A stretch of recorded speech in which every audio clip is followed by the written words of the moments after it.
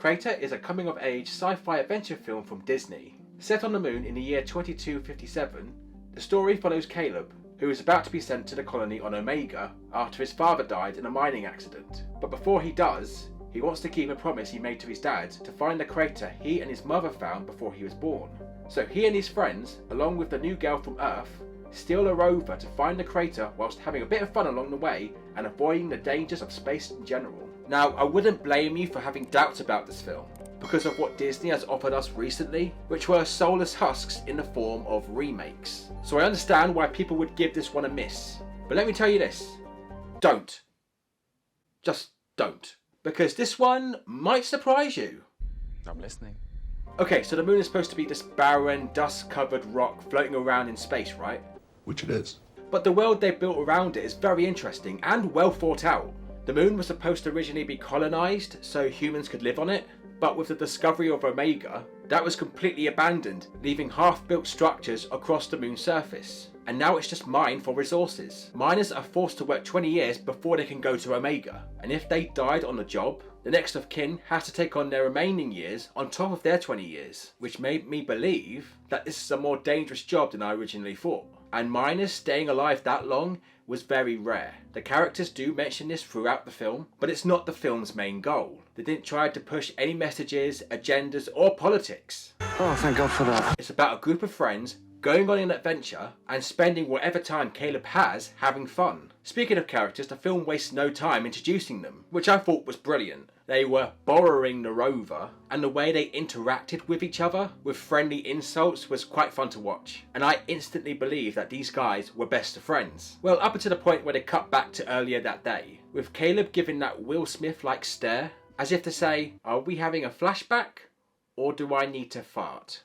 No, it's a flashback. Anyway, Asaya Russell Bailey, Billy Barrett, McKenna Grace, Orson Hong and Thomas Boyce all put on stellar performances. And the chemistry is so good, I could believe they were best friends in real life. When they were having fun, I was smiling. And when they were at each other's throats, it was disheartening. It all felt pretty real to me. And yeah, it's kind of stereotypical. Caleb's the leader, Dylan's the one with the plan, Addison's the new girl trying to fit in, Borny is the nerdy kid out of his comfort zone, and Marcus is the big guy with an even bigger heart. Both figuratively and literally. Wait a minute, this is Recess in space. Oh shit! But that didn't bother me because I believe they were more than that. But because for Caleb, this is not just a journey to keep a promise to his dad. This was an adventure to spend whatever time he had with his friends before going to Omega. And Omega is not just a space Uber away either. It's so far away you have to go into cryosleep for 70 plus years, meaning that Caleb will never see him again. So he comes up with a few ideas along the way to the crater that are just fun for the sake of it. Dylan is also interesting. Hell, if you said he was the main character, I could understand that because we get to see a lot from his perspective. He just wants everything to go right for his best friend and get him to that crater. And I did feel for him because he was about to lose his best friend and is struggling to come to terms with that. And life for him in the mining colony hasn't been easy for him due to family issues. So yeah, I do feel sorry for him. But he wouldn't want my pity. What? Borny and Marcus are a package deal. They hardly spend any time apart from each other. Marcus helps to push Borny out of his comfort zone, whilst reassuring him at the same time, and Borny takes care of Marcus like an older brother, making sure he takes his medication for his enlarged heart. This is a friendship I like to see, smashing. Addison is the newcomer from Earth, and she's there due to family problems as well. She almost always leans on the side of caution, and that makes it difficult for her to connect with the others, and who have also lived in the dome for their entire lives, and are completely cut off from Earth. They don't even know what baseball is. And I'm a Brit, even I know what baseball is. It's just another reason to get faced. But she knows when it's okay to have some fun, and she goes from the girl that's only there because she knows the codes to get outside, to being one of the lads. So no weak links when it comes to characters in my opinion. I might be wrong, but I feel that one of the themes around Crater is anger. I mean, it's not a constant thing and it doesn't bring the film down at all. In fact, what I get from Crater is that sometimes it's okay to be angry, and it's also okay to express your anger. In the film, they find an outpost, which turns out to be a model home for when they were supposed to bring people to the moon to live there. The kids end up destroying the place because they thought they were sold a lie, and that they were scammed by the mining corporation. So they had to get it out of their system. But the film made it a fun and friendly experience, so it's not a downer, so that's cool. To me, this is what coming of age means, because sometimes things are just really growing up, but also learn how to deal with it. And I think Creator shows that really well. By the way, I'm not saying that you should go out and destroy especially if it's someone else's Well, duh. Just draw something or kick a ball with the lads or make a YouTube channel based around being angry at Disney. What have I done with my life? Also, I believe there's a theme around bravery too. Not just brave enough to travel across the moon, walk on it, or run through meteor showers, but the bravery to break through mental and physical limitations, to open yourself up and make new friends, the bravery to let something go, and the bravery to leave something behind even if you don't want to. And the ending, without spoiling anything, unexpectedly hit me quite hard, and it made me feel more fuller, and I was satisfied with that. And I think the set design, from the mining dome to the moon, was not bad considering this was a film made for Disney+. It looks like they actually put some effort in to make us believe that we were on the moon, and that's more than I can say for other films. Yeah, the moon is supposed to look like that, Peter Pan and Wendy. What's your excuse? So? Shut up. But with all that being said, this film isn't perfect. For me, it did take me a while to believe, or try to believe, that they were walking on the moon. I didn't feel the floatiness of low gravity I would have thought it would have looked like. And no, shouting awesome over and over again doesn't help.